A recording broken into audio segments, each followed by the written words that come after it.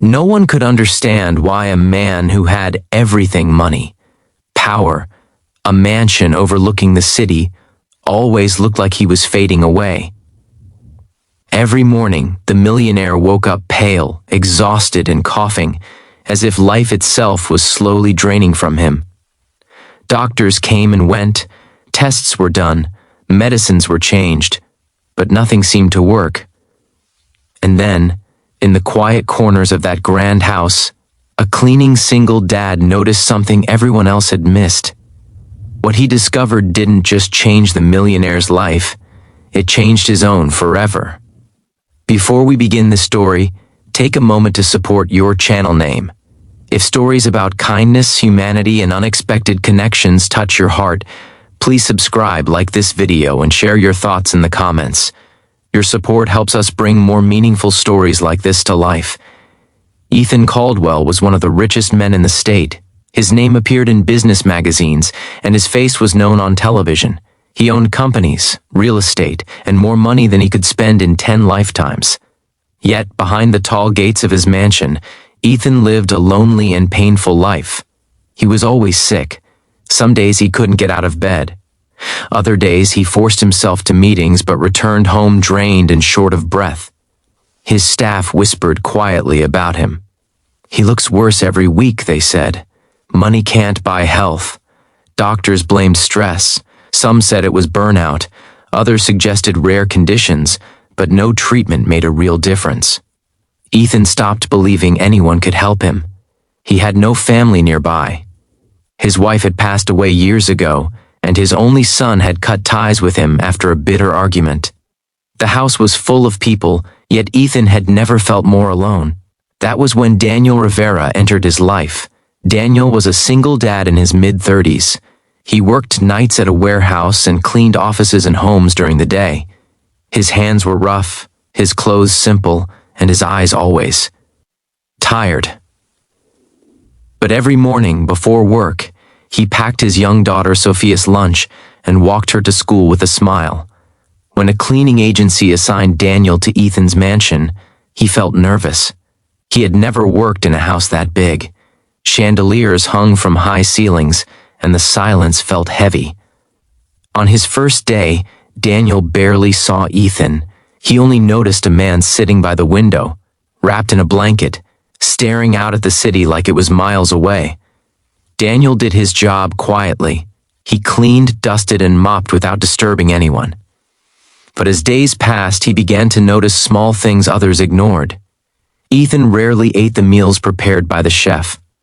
Plates returned untouched. The air in the house felt stale, like windows had not been opened in years.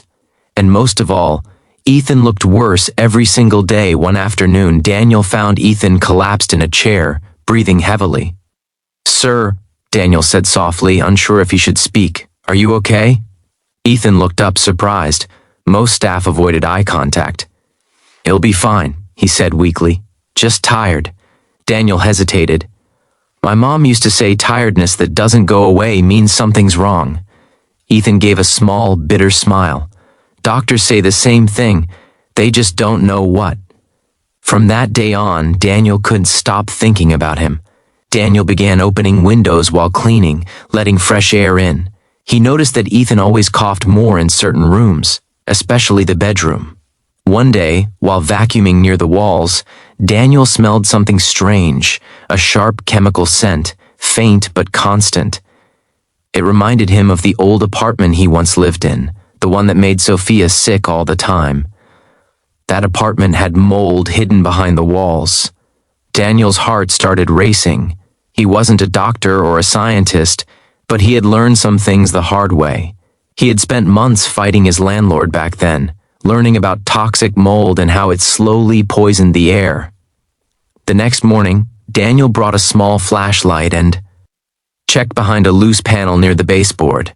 What he saw made his stomach drop. Black mold, thick and spreading. It wasn't just in one place. Over the next few days, Daniel found it in vents, behind furniture, and inside the walls of Ethan's bedroom. That night, Daniel barely slept. He knew speaking up could cost him his job. Rich people didn't like cleaners telling them what was wrong with their homes. But he also knew what that mold could do. It could explain everything. The next time he saw Ethan, Daniel took a deep breath. "Sir," he said gently, "I might be wrong, but I think your house is making you sick." Ethan frowned. "What do you mean?" "There's mold. A lot of it. Toxic mold. I've seen this before. It nearly took my daughter." Ethan stared at him, silent. "I know it's not my place," Daniel continued, voice shaking, but I couldn't stay quiet. For a long moment, Ethan said nothing. Then he sighed. "Call my assistant," he said. "If you're wrong, you're gone. If you're right—" He didn't finish the sentence. Specialists were brought in. Tests were done. The truth came out. The mansion was filled with toxic mold, hidden for years due to a small leak no one bothered to investigate. The air Ethan breathed every day was slowly poisoning him. The doctors were shocked. "This explains everything," one said. "Remove the mold and you may finally recover."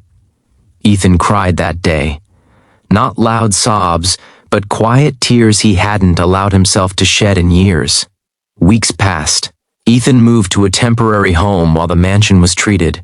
Slowly, his strength returned. His appetite came back. His cough faded. One morning, he walked outside without help for the first time in years, and he called Daniel. "I owe you my life," Ethan said. Daniel shook his head. "I just did what I hoped someone would do for me." Ethan didn't forget that. He paid Daniel far more than the cleaning job ever could. But more importantly, he listened to his story. He learned about Sophia, about the nights Daniel went hungry so his daughter could eat, about dreams that felt too far away. A few months later, Ethan offered Daniel a full-time position managing safety and maintenance across all his properties. "You see what others miss," Ethan said, "and you care." Daniel accepted, tears in his eyes. Ethan also reached out to his estranged son. For the first time, he admitted his mistakes. He told him about the cleaner who saved his life.